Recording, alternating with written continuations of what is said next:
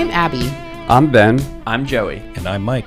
Welcome to Cracking the Shell, our podcast about psychological science, where we aim to bring the science of psychology to you in easily digestible nuggets, featuring work taking place right here in the University of Maryland's Department of Psychology. Our goal is to showcase how our department is contributing to fundamental science and addressing problems that real-world folk face, whether that be substance use, parenting, work, or learning in and out of the classroom. And if you like what you hear and want to support our activities, you can contribute by donating. Just go to psych.umd.edu. That's psyc.umd.edu.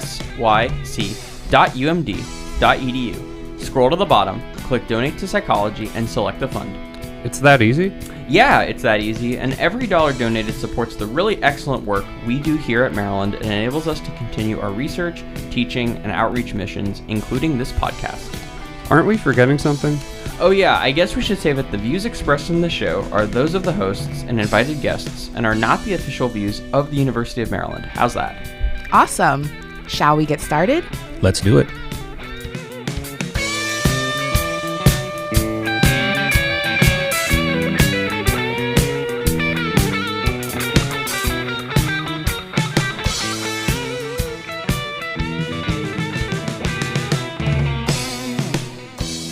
We're back here on Cracking the Shell, and today we're going to take some time to talk with Dr. Abigail Nicolas, one of our co-hosts, and learn a little bit more about her. So, Whoop, whoop.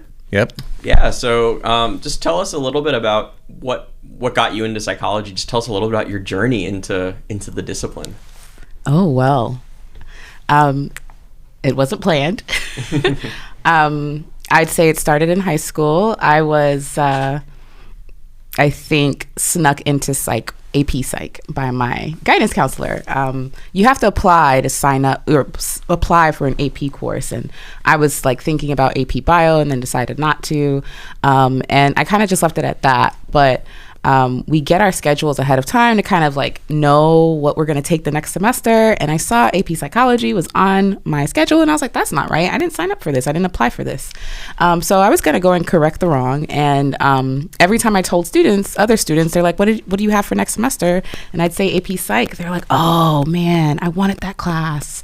And that was the resounding response. And so I was like, well, I think I'm going to keep this. I had no foundation or awareness of what psychology was. So that's actually what got me in. And I think my guidance counselor, as she would say, saw myself in her and probably decided for me that that's what I was going to take. So it turned out to be the thing that I'm stuck with in a good way. Or it stuck with me. But it definitely was a random act that got me even exposed to the idea of psychology. Yeah. I love this notion of randomness because, I feel like many of us have very similar experiences. We can point to the person that really was the influential person, and then we, all the sort of random events that come after that. And so I'm kind of curious, if you had to name one person who really exerted that influence over you, is it your guidance counselor or is it someone else? Well, I would say the guidance counselor is the first of the dominoes. But there were two other people I would give credit to, one being a graduate TA who taught kind of like the Psych 300, and she dedicated one class to talking about graduate school. And because I'm first gen and my family are immigrants, I really didn't know anything about any other professional schools beyond undergrad other than like medical school and law school. So she had spent a class talking about graduate school for psychology, and that was the first nugget, but I had no idea what I was going to do with that. It was kind of overwhelming, but also like illuminating. But then my senior year, that was my junior year, who I think gets the biggest shout out, I worked as an intern at the Career Center, and one of the counselors there originally completed her degree in Russia in counseling psychology, and I talked to her about what I loved about psychology, and she asked me if I had ever heard about counseling psychology, and I was like, no, and she was just like, look it up. And so I did, and counseling psychology, its underpinnings are social justice and multiculturalism and diversity and many of the things that are in clinical psychology, but with that focus. And I got really excited. And so I haphazardly applied to PhD programs, but didn't get into any, which was, I would say, a good thing. I was not ready, but I did get offered to do a master's program in counseling, and then decided in that process whether I wanted to continue. But funny thing, when I was fast forward on my postdoc, well, actually, I'd become staff. The next iteration of postdocs, one of the individuals there happened to go to my undergrad, and she's also in counseling psychology. And when I asked her, how did she get into it? Who did she refer to? That same career counselor who is going out here on a mission to get more counseling psychologists, apparently. And so, Elena, I would say you're the biggest contributor to why I'm sitting right here. Well, shout out to Elena, because we benefited from all of her hard work and for convincing you to come here.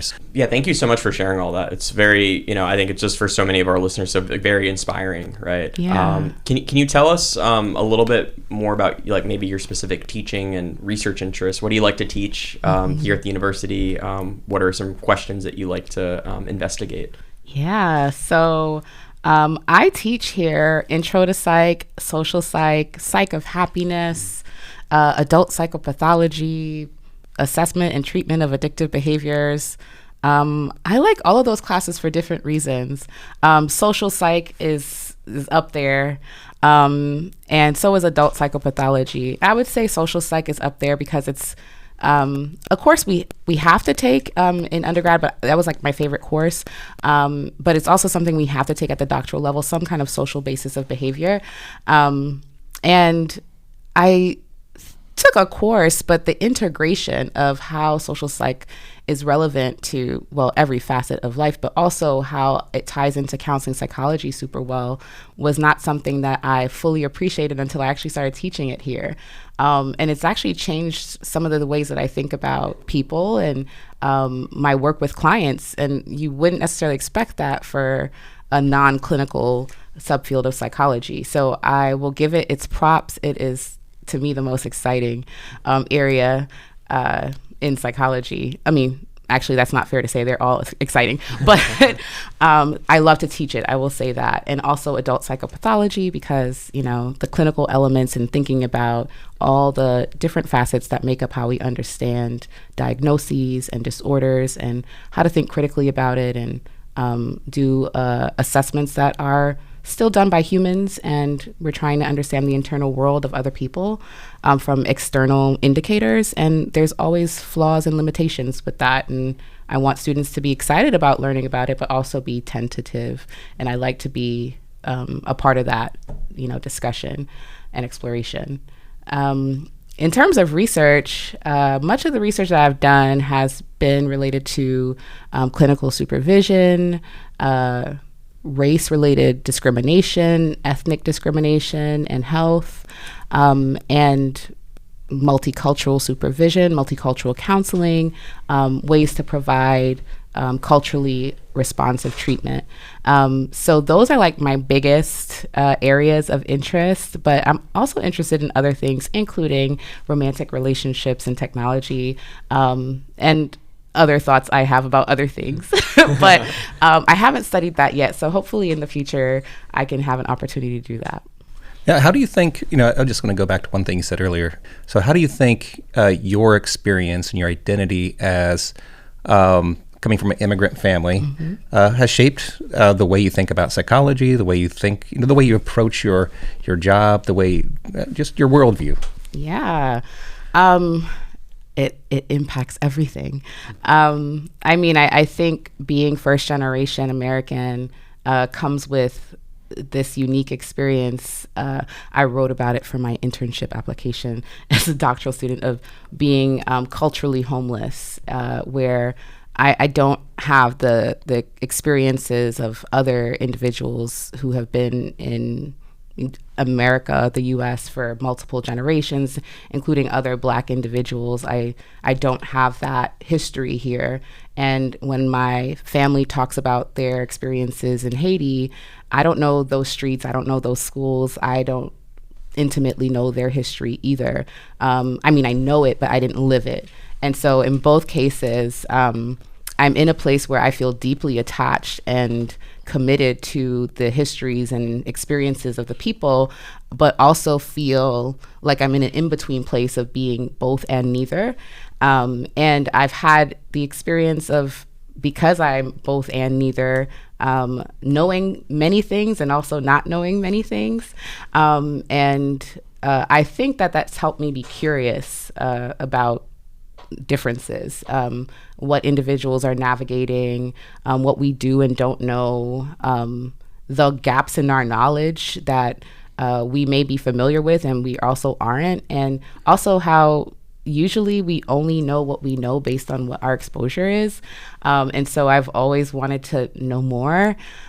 So I would say, bird's eye view, my experiences culturally, my family's history has really impacted me to be curious about other people and their lived experiences, and like how important culture is in the way we distribute information and how that affects our psychology, but also how our psychology shapes the culture itself. So that's my short answer to how it really has shaped me, and the way I think about psychology. Diversity is always a part of the equation. And I think the more research we do, the more we learn how to effectively really explore a culture as a part of the fabric of what we're exploring when it comes to psychological variables. That's so cool. I want to jump to a different set of questions because, what your students see is Abby, the professor, and but there's much more to you, right? Mm-hmm. And so I'm kind of curious, what are your hobbies? Oh, my hobbies. This is something that, I'm also a clinician. I practice as a therapist. So clinicians that I know are often like, wait, oh yeah, me? So, but I do like to make body butters with the raw materials. Okay, I buy them in bulk and I will make shea buttered, mango buttered, cocoa buttered, essential oiled buttered body butters. It actually started, I was trying to make stuff for my hair. And then my best friend was like, I actually like it more for my skin. And so I just started making things for skin. But what I have time for more of the time is, creative writing. I write my blog posts. I've been writing songs since I was in junior high. R&B is my genre of choice. And so I'm hoping to make an album one day, because I do also sing. And I think that I like to read too. Fiction, fantasy, especially, that's my vibe. Very, very, very cool. Just one last question. Yes. If an undergraduate student came up to you and said, they're interested in studying psychology, what piece of advice could you give to that student? Do it. Well, I'm biased, okay, but part of it is maybe it's because I am human oriented, but I think you'd be hard pressed to go through life without having some effect and impact interacting with other humans. And so I find that having a psychological background, being psychologically minded, can only help you. But also, we teach some classes in psychology, but it's such a huge field. It's we cannot teach the actual exhaustive list of psychological fields that exist. And so there's a way to integrate psychology in any and everything that you do. So why not? Why not explore the field, learn more about people, how they're different from you and also how they're similar, and really kind of have an opportunity to learn about yourself. But also, keep the door open for there's still so much more to learn than whatever we could teach you. So yeah, do it, and I think you'll love it. Yeah, that's so awesome. Abby, it's been great talking to you and learning more about you. And this topic of careers, I think we should do another podcast that's specifically about all the things you mentioned and dive deep into it. Oh yeah, let's do that. Right, Thank you great. guys. Yeah.